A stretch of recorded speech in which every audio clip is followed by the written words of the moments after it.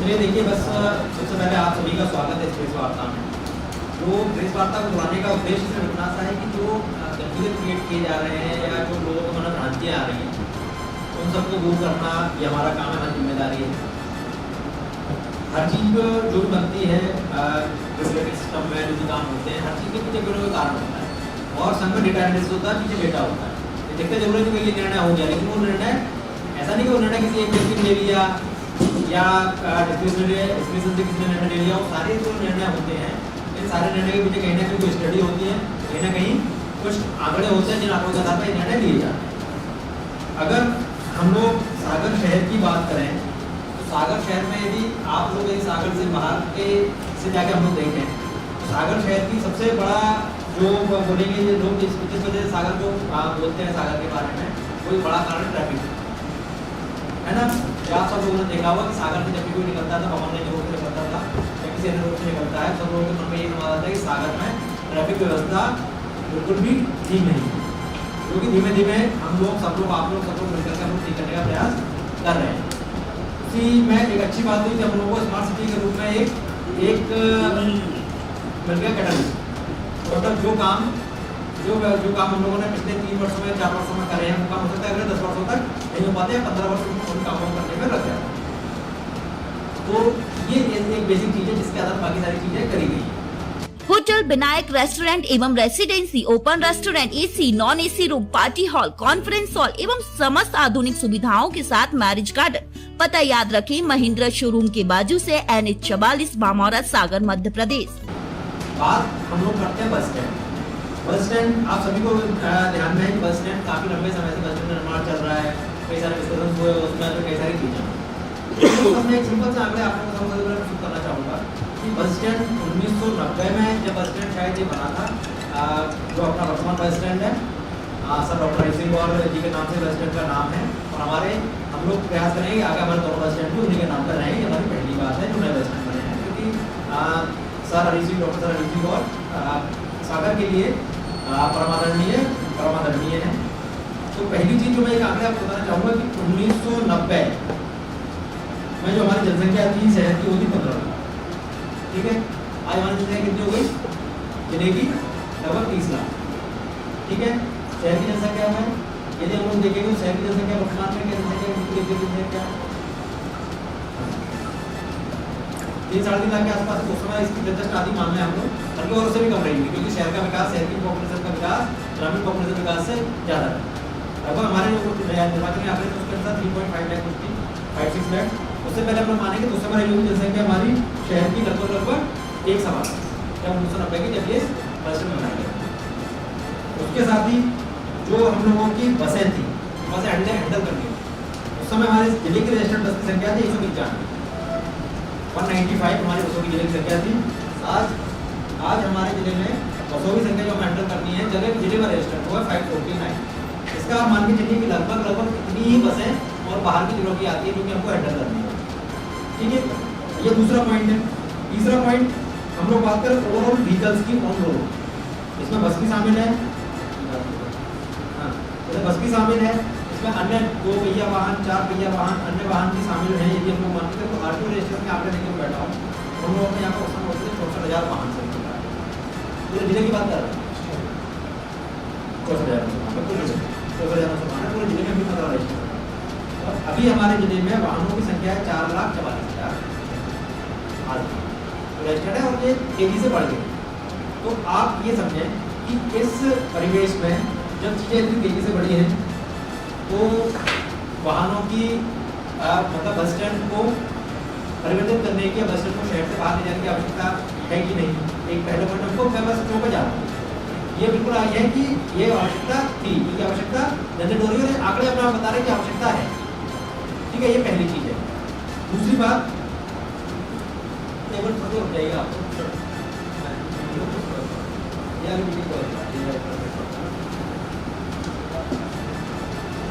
दूसरी बात, जब पॉपुलेशन तेजी से बढ़ी है, सारी चीज़ें बढ़ी हैं, स्कूलों की संख्या बढ़ी है, स्कूलों की संख्या बढ़ी है, ठीक है, तो रोड कॉम्प्लिकेटेड, सड़कों पर कॉम्प्लिकेशन तेजी से बढ़ा है, ठीक है। जो भी योजना नगर विकास में बनाई जाती है तो अगले 20 से 25 वर्षों ध्यान में बनाई जाती है, अगले 20 से 25 वर्षों ध्यान में बनाई जाती है। तो 1990 के हिसाब से यदि हम लोग देखा जाए तो हम लोग ऑलरेडी कितने साल पार कर चुके हैं, 34 साल, 34 ईयर्स जब हम लोग पास हो चुके हैं। मतलब ये है कि ऑलरेडी हम लोगों का बस स्टैंड जो है वो सस्टेनेबल नहीं है। कारण है कि समझ में आता है हमको देखने से कि 550 बसों का ये जितना बोझ यदि हम लोग डालते हैं बस के ऊपर, तो शहर का कहीं ना कहीं हमें बस स्टैंड हमारा इशू नहीं, इशू हमारा शहर की सड़कें हैं। बस स्टैंड ये वाला, ये बस स्टैंड में ये ऐसा नहीं था कि इस बस स्टैंड में हैंडल नहीं कर सकते, वो चीज़ होगी थी, लेकिन जो उसकी धमनियाँ हैं, मतलब जो रोड्स हैं, उन रोड के ऊपर ट्रैफिक का प्रेशर कितना ज़्यादा है ये हम लोगों को सबको समझ में आ रहा है। ठीक है, ये चीज़ इस कारण से बस स्टैंड को बदलने का निर्णय किया गया था, मतलब किया गया नहीं, ये पिछले 4-5 साल पहले स्मार्ट सिटी आई और तब से ये स्मार्ट सिटी प्रोजेक्ट में आगे लिया गया, तब ये निर्णय किया गया। उसके बाद जो शुरुआत होती है वो मैं एक क्रोनोलॉजी है आप लोग ले भी लीजिएगा इसको। ये 26/6/2020 को एक शहर स्तरीय परामर्श समिति की बैठक हुई, जो एडवाइजरी समिति की बैठक थी, उसमें सभी जो माननीय सदस्यगण थे, जो जनप्रतिनिधिगण थे, वो सारे के सारे उसमें उपस्थित थे, जो अपेक्षित थे सभी लोग उसमें थे। और उन सब के द्वारा ये उसमें पहली चर्चा हुई कि बस स्टैंड को शहर के बाहर ले जाना है। उसके बाद अन्य बैठकें हुई और उसमें जब उसको उसके साथ प्लान किया गया, आपने क्या बोलते हैं उसको, ग्रीन सिटी के जो विकास योजना है उसका बनाया गया, उसमें कुछ जगह चलिए थी यहाँ पर बस स्टैंड बनाए जा सकते हैं, PSP में PSP जो होती है उसमें बस स्टैंड बनाए जा सकते हैं। तो उन बस स्टैंडों को लेकर के उसी समय निर्णय हुआ कि एक बस स्टैंड आपका बनाया जाएगा RTO के पास जो खाली जमीन है, जो कि PHE के पास थी, उस जमीन को वापस लेकर के उसको बनाया जाएगा। दूसरा जो है वो बनाया जाएगा भोपाल रोड के आसपास, कहीं बीच में झांसी रोड के आसपास भी थी, लेकिन झांसी रोड में चूंकि कैंट के द्वारा शायद भूमि नहीं करवाई गई किसी भी नियम के कारण से, तो फिर वो दूसरी जगह देख करके भोपाल रोड पर दूसरी जमीन देखी गई थी, इसमें कि बनाया जाएगा। तो ये हमारी 9/6/2021 की जो नवी शहर जो एडवाइजरी कमेटी है, उसमें ये निर्णय फाइनल हुआ कि 2 बस स्टैंड बनाए जाने हैं। एक बस स्टैंड भोपाल रोड बनेगा, एक बस स्टैंड हमारा ये इस स्थान पर RTO वाले बस के स्थान पर बनेगा। अब जो संचालकों की समस्या आ रही है कि सबसे पहली चीज़ ये है कि बस का जो काम होता है, बस का काम होता है कि शहर के बाहर बस स्टॉप से बसों को यात्रियों को बाहर ले जाना, वहाँ तक जो छोड़ना काम है, तो बस स्टॉप तक ले जाने का काम किसका है, हमारे जो या तो सिटी बस होगी शहर में उनका काम होगा, या फिर हमारे जो छोटे वाहन हैं, ऑटो हो गया, अभी जो रिक्शे हो गए, सोलर रिक्शा, जो हमारा बैटरी वाला रिक्शा, ई रिक्शा जो आए हैं, उनका काम है। तो ये उनका डायरेक्ट काम उनका ये है कि वो शहर से ले जा करके शहर के लोगों को वहाँ तक छोड़ें और वो शहर से फिर जो बस स्टॉप पर जा करके बसें उनको आगे अपने गंतव्य स्थान तक ले जाए। ये एक व्यवस्था जो होनी चाहिए आइडियल वो व्यवस्था है। अब इसमें जो व्यवस्था बनाई गई है उसमें मुख्य आप देखे होंगे, कोशिश इसमें पूरी में ये की गई कि बसें जो बाहर से आ रही हैं कम से कम दूरी तय करते हो बस स्टॉप तक आएँ, और बस स्टॉप से हर बस का स्टॉप दोनों बस स्टॉप पर होना चाहिए। जो बसें छतरपुर जबलपुर से आ रही हैं उन बसों को सभी को पहले RTO बस स्टैंड आएंगे, RTO बस स्टैंड के बाद वो अपना रूट फॉलो करते हुए ये जो अपना राजघाट रोड है, राजघाट रोड से त्रिपुरा से धर्मश्री होते हुए और धर्मश्री के बाद वो मोतीनगर में जो बस स्टैंड बना हुआ है उस बस स्टैंड पर जाकर के 5 मिनट रुकेंगी।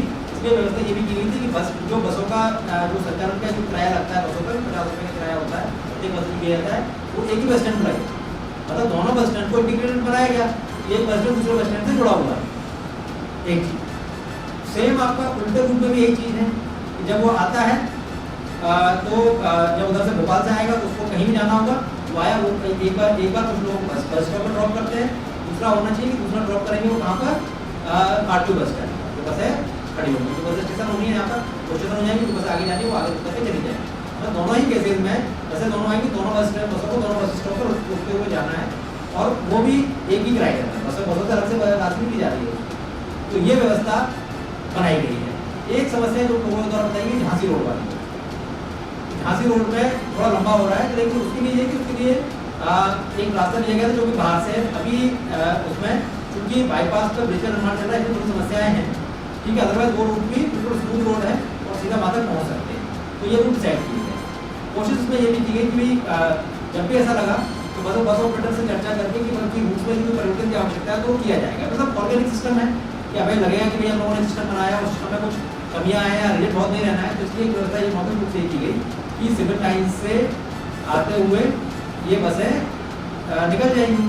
लेकिन फिर आप सभी लोगों ने स्थिति देखी, सिविल लाइन्स में हमेशा 50 से 100 लोग किसी भी समय बैठे रहते थे। ये परिस्थिति निर्मित हुई। बस सिविल लाइन्स के लोगों की काफ़ी शिकायतें, कई सारे हमारे मीडिया के साथियों ने भी, आप लोगों ने भी कई बार ये चीज़ नोटिस करी, कई बार हमने संज्ञान में भी लाया आप लोग, और कई बार आप लोगों ने इसको इलेक्ट्रॉनिक मीडिया के माध्यम से भी और प्रिंट मीडिया के माध्यम से भी इस खबर को उठाया। मैं बिल्कुल महत्वपूर्ण मुद्दा था, उठाने वाला मुद्दा था, उठाना चाहिए। तो आप लोगों के फीडबैक के आधार पर, लोगों की शिकायतों के आधार पर, ठीक है, और ये देखते हुए अब नया जो पॉइंट आने वाला है वो कई स्कूल के नहीं स्टार्ट होने वाला है। तो अभी वो जनसंख्या अभी अगर 50 संख्या थी, 200 हो जाती है, तो 200 संख्या हो जाती है। तो उसके बाद फिर आप समझिए कि सिविल लाइन चौराहे पर या दिल्ली चौराहे पर या आपका तहसीली पर क्या स्थितियाँ बनेगी, ये हम लोग अब समझ सकते हैं, ठीक है ना। तो ये बढ़ेगा, तो उसको देखते हुए निर्णय लिया है कि जो हमारा ओरिजिनल रूट था, रूट में हम लोग वापस, ठीक है। ये चीज़ है हमारा एक प्योर प्रशासनिक व्यू है जो हम आपको बता रहे हैं। दूसरा चीज़ जो लोग भ्रमित करने का प्रयास किया जा रहा है, वो एक चीज़ मैं और आपको क्लियर कर देता हूँ। एक चीज़ ये किया जा रहा है कि उस जगह पर जो बस स्टैंड बना है सिटी बस का स्टैंड बनना, ऐसा बिल्कुल नहीं है। उस जगह 3 बस स्टैंड बनने थे, ये इसमें लिखा हुआ है। उसमें आपका ये जो ISBT जो है इंटरस्टेट बस टर्मिनल या इंटरसिटी बस टर्मिनल जो वो भी है, वहाँ पे एक जो नरवाड़ा नीम सिटी बस का टर्मिनल भी है, और तीसरा जो है वो जो आपकी 32 सिटी इलेक्ट्रिक बसें आने वाली है, उनका बस स्टॉप भी उसी परिसर में तो आसपास ही है। तो वो इस इंटीग्रेटेड इसलिए रखा गया है कि तीनों बसों का संचालन आसान हो, एक दूसरी जगह से बसें कनेक्टिंग बसें लोगों को भेजें। ये प्लानिंग शुरू से की गई है, जो स्मार्ट सिटी जब से बना फिर धीरे धीरे उसको चर्चा के साथ उसको इवॉल्व किया गया और उस आधार पर इम्प्लीमेंटेशन किया गया, और उस आधार पर अब जब बन गए तो आप देखिए उनको आपने दूसरी बात याद है कि समय नहीं दिया गया। समय आप लोग सबको पता है कि बस हमारे कब तैयार हो गई थी ना बनती, तो अब क्या प्लान है, क्या आप सिटी ट्रांसपोर्ट को और डेवलप करेंगे? देखिए पहली चीज़ हम लोगों को ये बात सोचनी पड़ेगी कि सागर में सिटी बस कंपनी जो बनी थी लगभग 16 साल पहले, ठीक है ना।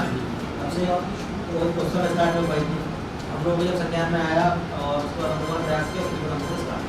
हाँ, ये बात बिल्कुल ठीक है कि उसमें कुछ चीज़ें जो थी वो मटेरियलाइज होने को भी बाकी थी। रीज़न उसके पीछे ये था कि किसी प्रशासनिक कारण से अभी उनके जो क्या बोलते हैं परमिट जो मिल रहे थे वो नहीं दे पा रहे थे। तो हमारे पूरे प्लान में है, लोगों ने काफ़ी प्रयास किया, लेकिन वो जब एक को परमिट दिया दूसरा बस वाला बोला साहब तो मेरा रास्ता है, आप दूसरा करोगे तो फिर मैं खुद चला जाऊँगा।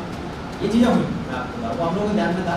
अब जैसे ही प्रशासनिक जो मतलब प्रशासनिक हड़ताल दूर हो जाएगा, उसके बाद उनको बसों की संख्या के आधार पर कि कितनी डिमांड कहाँ पर है, एक बार पुनर्विचार उसका किया जाएगा। पहले क्या था कि जो भैया सवारियों को मूवमेंट देता है उस हिसाब से परमिट दिया जाता है, पहले परमिट हिसाब से 5% का दिया गया, अब बस स्टैंड जैसे हो गया तो वो बस के रूट्स जो है बसों के वो उसके पुनर्निर्धारित किए जाएंगे। जैसे ही चीज़ें होती हैं तो तत्काल उसको किया जाए, ठीक है ना। एक चीज़ ये वाली ऑटो रिक्शा वगैरह भी है, बहुत ज़्यादा संख्या में आ गए हैं, लेकिन वो शहरी में नहीं। मैं आपसे बिल्कुल सही कह रहे हैं कि ऑटो रिक्शा के संबंध में भी यही पॉइंट है कि ऑटो रिक्शा वालों को भी रोजगार आवश्यक है, ठीक है ना।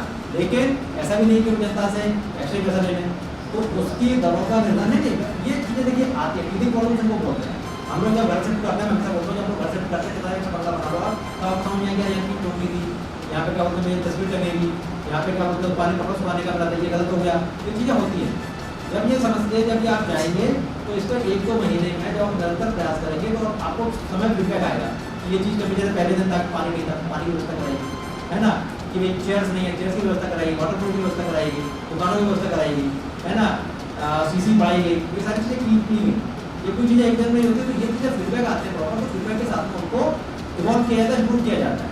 तो वही पॉइंट है कि वो इम्प्रूवमेंट होगा। आवश्यकता है, मैं बिल्कुल सही, मैं बिल्कुल बात मान रहा हूँ। तो एक तो रूट निर्धारण की बसों की आवश्यकता है, जैसे ही सरकार हम लोग करने का प्रयास करेंगे, है ना।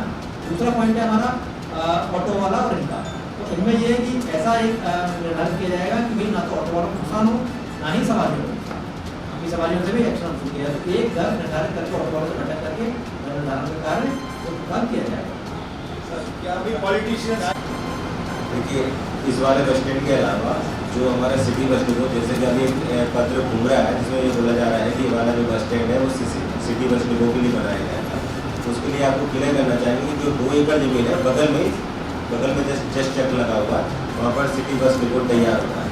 फिर एक नई बात से बात आई कि अभी इलेक्ट्रिक बस, अभी हम लोग डीजल बस पे ही हैं, अब इलेक्ट्रिक बस पे आ गए, जो कि माननीय प्रधानमंत्री जी की तरफ से अपनी सिटी का जो है कार्यालय से चयन हुआ है, जिसमें हमारे लोगों को 32 बसें मिलेंगी। उनको एक अलग तरह का सेटअप, उनकी ई चार्जिंग वगैरह सब सेटअप है, उसका एक अलग सेटअप है, वो 2 कल में अलग लगेगा। क्योंकि ये बात पे इसलिए बार बार प्रशासन की तरफ से जोर दिया जा रहा है कि कोई कंफ्यूजन न रहे कि 3 बसें जो है, मतलब 3 तरह के बसों का जरूरत क्या है, वो सबकी अलग अलग स्थिति है। बस स्टैंड का मतलब जैसे सर ने आपको पहले क्लियर किया कि ये वाली बसें जिसको लेके जो हमारे सम्मानित बस ऑपरेटर जिसको लेके हड़ताल कर रहे हैं, इनका रोल क्या है? सागर से भोपाल को जोड़ना, सागर से बंडा को जोड़ना, सागर से इंदौर को जोड़ना, सागर से टीकमगढ़ को जोड़ना, सागर से छतरपुर को जोड़ना, ये वाला सेटअप है इनका। तो जब एक यात्री जिसको अपने घर से बाहर जाना है, वो वाली बसों में उसको बस स्टैंड चुनना पड़ता है, क्या भाई ध्यान आता है वहाँ जाना है। एक लोकल सिटी का ट्रांसपोर्ट होता है, किसी को एक्सलेंस स्कूल जाना है, किसी को डिग्री कॉलेज जाना है, किसी को बस स्टैंड जाना है, किसी को अस्पताल जाना है, किसी को प्राइवेट अस्पताल जाना है, किसी को घूमने जाना है, किसी को मार्केट जाना है। वो ट्रांसपोर्ट एक अलग तरह का जो है ट्रांसपोर्ट है, वो जो कि चीज़ों को लिंक करेगा। तो वो वाला जो है एक जो है एक होता है, मतलब ये जो है तो वो 3 तरह की बसें जो है इस तरीके से है।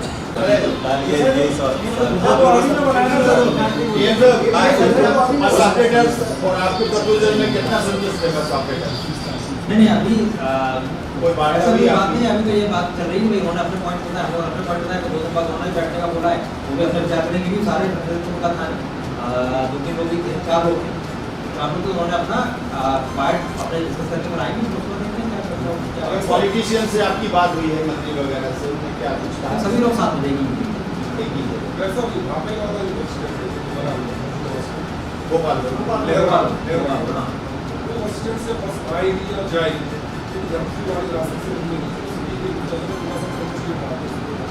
उसको भी कोई नया किसी का बस वहाँ से निकला और उसमें ये आपके धर्मश्री तक तो आप देख रहे हैं कि धर्मश्री तक तो से लेकर राजघाट तक तो 4 लेन है, रास्ता उसके आगे बाईपास की तैयारी शायद प्रयास किया जाएगा, इस बार हो जाए तो जिसकी वो बाईपास ठीक है ना, ऐसा ये है।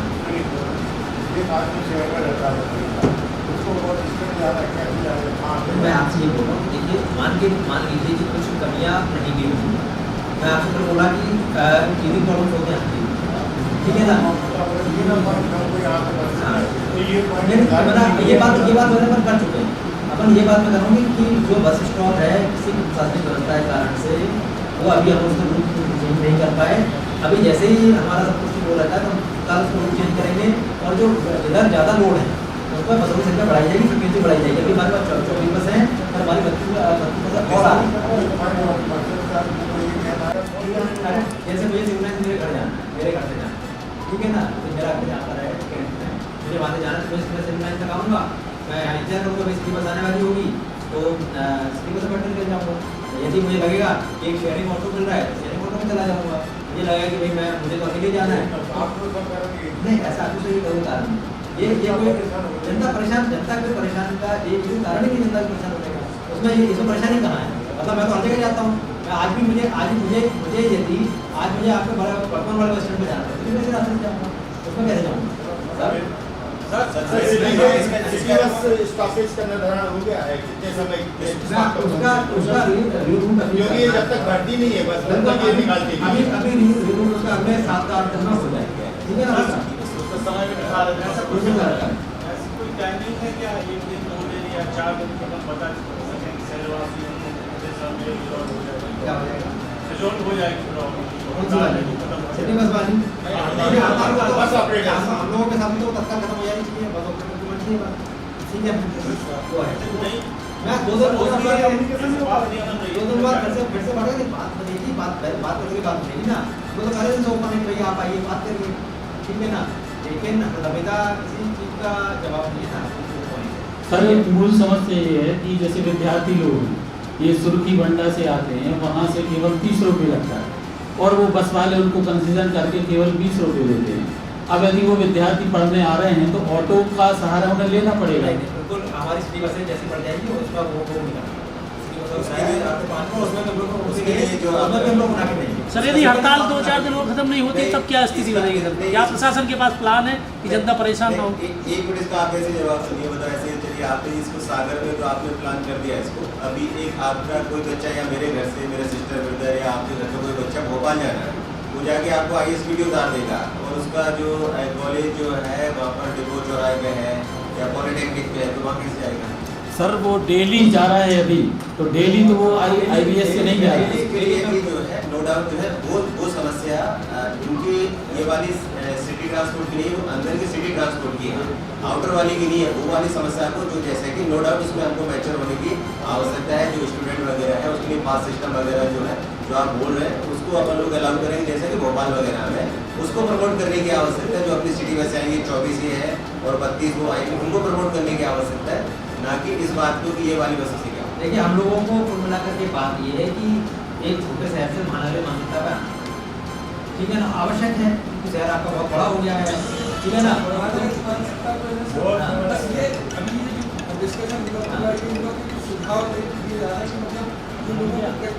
नहीं तो मैं मान लिया ना, मैंने आपके सारे सुझाव माने हैं, सारे सुझाव पर काम करें।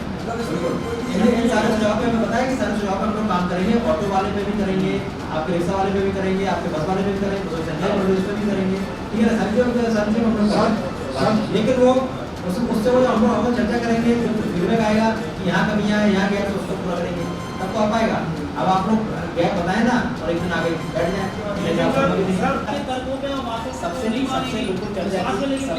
सबसे चर्चा की गई, उस मामले में कोई विमर्श नहीं हुआ सर, आपने जरूर बोल रहा है ऐसा नहीं है, बिल्कुल रातों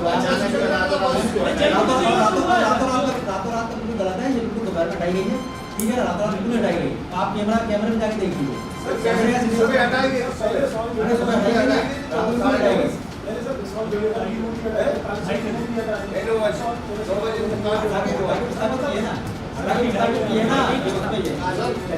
होटल विनायक रेस्टोरेंट एवं residency, open restaurant, AC, non AC room, party hall, conference hall एवं समस्त आधुनिक सुविधाओं के साथ मैरिज गार्डन। पता याद रखें, महिंद्रा शोरूम के बाजू से NH 44 बामौरा सागर मध्य प्रदेश।